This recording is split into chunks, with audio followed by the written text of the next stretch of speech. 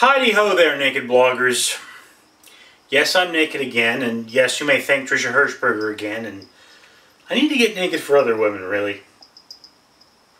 Well, hopefully they're nice, clean women who have developed a meaningful relationship with me. But enough of my weirdness.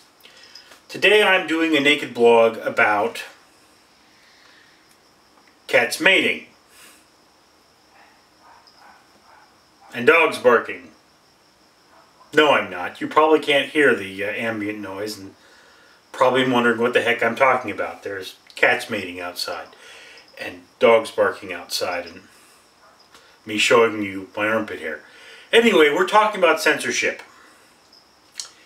Censorship is not a cat spell. Censorship is, generally speaking,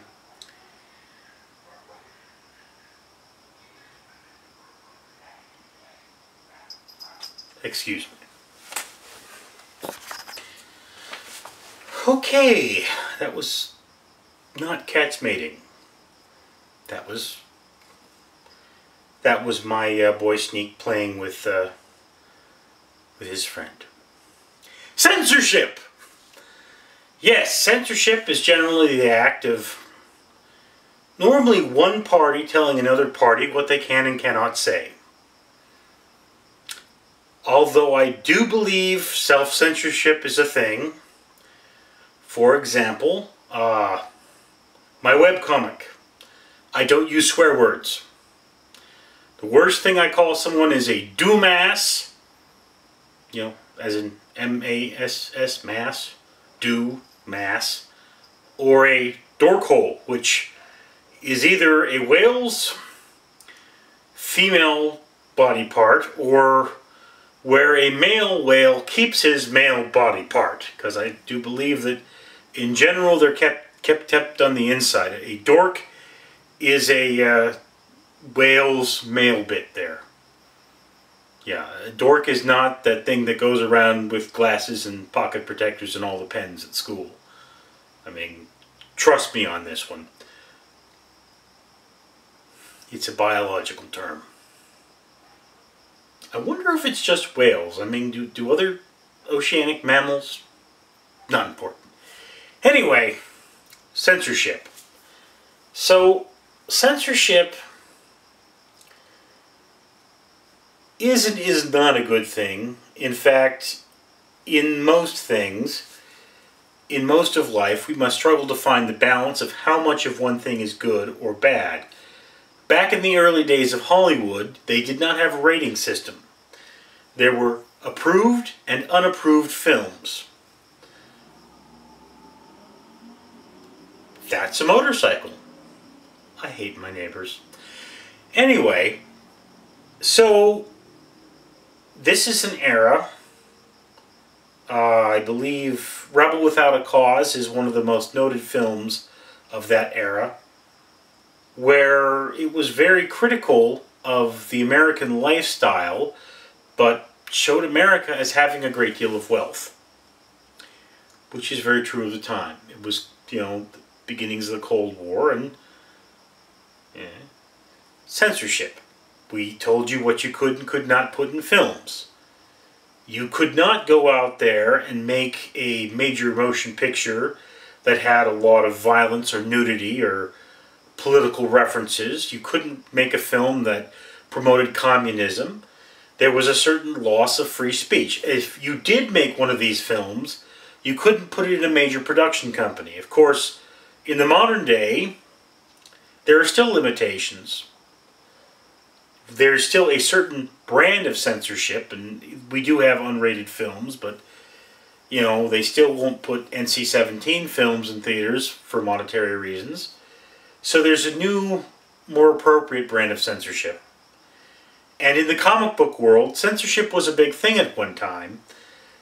Oh dear, when was it, 50s era? I don't know my history that well, but here's the thing. Okay, comics.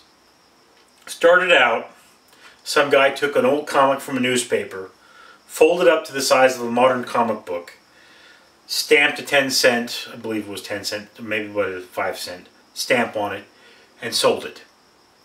He started doing that. I mean, I guess they were taking the comics out of old newspapers. Well, these sold so well that people would start finding more comics to reprint and sell in this format.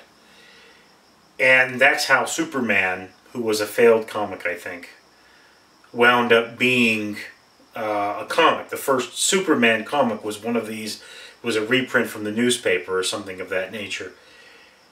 Anyway, at a certain point, I believe it was in the 50s or 60s, comics were villainized.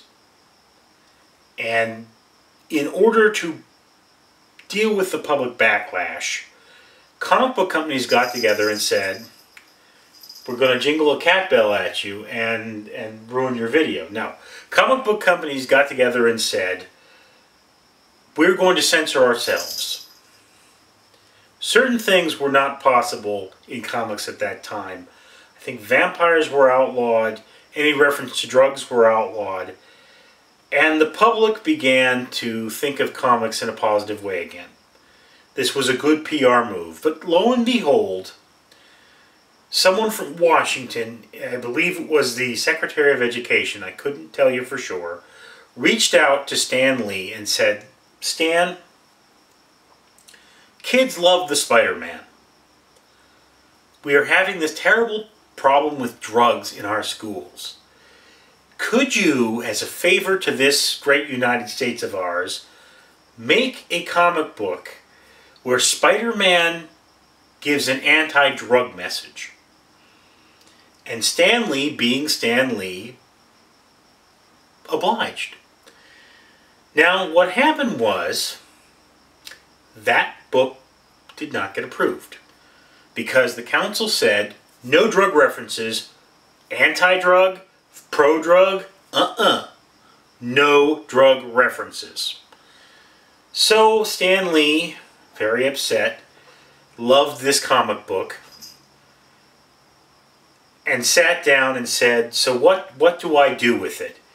And somebody said, hey, why don't you just produce the book without the mark of approval of the censorship board? So he did. And almost overnight, censorship in comic books went away. Now, I do believe that there's some kind of a system in place so that you have to say, this is good, this is bad, this is acceptable in this kind of comic. I certainly hope there is. But that's a story of censorship. Censorship has its place, needs to be in itself censored, and needs to be well regulated. Now, Tricia Hirschberger mentioned the Disney Channel and their kinds of censorship. Basically, this is what it comes down to, is they say, hey look, we're here for kids. We don't want to piss off parents who control what kids watch. So, I mean, technically, we're privately owned. We could put whatever we want on this channel, but we say, no, we're going to hold ourselves to a certain standard. That's up to them. That is perfectly good. You as a person have to think, what should I put in a video? What should I put in my essay? What should I write? What should I put out to the world? Now, I'll tell you a very personal story of censorship. When I was in college, I thought the easiest way to get into the writing industry would be to become a playwright. Become a successful playwright. You can talk to an agent, say, hey, you know, I'd like to do something else. Because you would figure there aren't that many people writing plays. So I got into the class, and the teacher told me to throw out my play and rewrite it because she didn't agree with the opinions stated. I know I've mentioned this before, but here's the thing about that. Your teachers are not allowed to censor your work. It's actually illegal for a teacher to say, I don't agree with what you're writing here, and therefore I'm going to veto it. Now, at a certain point, the school would have to pay money to put that on. So there is that. But didn't say your work is bad. Said, I don't agree with your sentiment. Which is BS. Now, interestingly enough, the work wasn't violent. The work wasn't lewd. And in fact, the teacher encouraged me to write work which was both violent and lewd. But it also had to be work that was Republican. Which, lewd, violent Republican work seems a little like an oxymoron, but, I mean, they're the conservatives. I was confused. I was angry. I had spent a lot of money on this class. And, you know, I told the teacher that I would not want to see the plays that she wanted me to write, and as she insisted I would never make money in theater, regardless of how good I was, was like, so let me get this straight. You want to censor me, you want me to spend lots of money, and then you want me to get nothing in the return on my investment. You're a crackpot. Yes. The person that censors you, if they're a crackpot, you're going to have a bad time. This is an example of bad censorship. You shouldn't go out there and say, I don't like your idea, I don't like what you're promoting. I mean, the audience should have a right to say, hey, I agree with you, no, I don't agree with you, I'm an intelligent human being and I make my own decisions. If you keep cramming the same nonsense down their throat, eventually they just say, well, I'm bored with you. Clint Eastwood, for example, he wanted to show different perspectives of what happened in World War II, which is why I believe it was Letters from Iwo Jima that he was involved with, or produced or directed. And we saw things from the Japanese side, and there's certainly some sympathy there. Not every Japanese soldier wanted to be part of the war, and they were honor-bound to do a job even though they didn't care for it. So there are people in that. We learned, what did we learn? We learned that they were human beings. And in every group of human beings, there are good and bad. Perspective is good. We should not, at this point in time at least, hate the Japanese. They're not our enemy, they're our ally. Frankly, I think an absence of hatred is a sign of an evolved culture, but I guess if you hate an enemy more, you're more likely to win the war in some people's opinion, so I'm going to give you that one. But there's a filter on life. That filter can be a good or a bad thing. I'm not saying censorship is in and of its nature evil. There are a lot of things I saw. I have done it again, run over my time. These are getting long. As I was saying, I don't believe censorship is in and of itself evil. There are a lot of things I saw as a kid that I don't think I should have. For example, my father gave me pornography.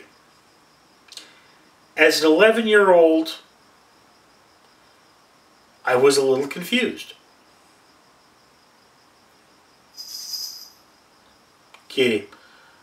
Going to R-rated movies as a kid I don't think was all that big of a deal, but it was the pornography that kind of made me just wince.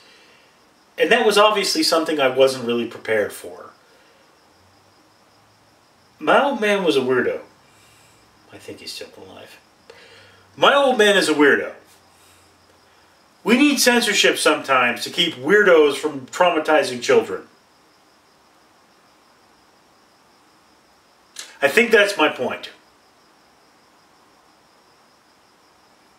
I'd like to come up with a joke now, but let's face it, I'm not that funny. Anyway,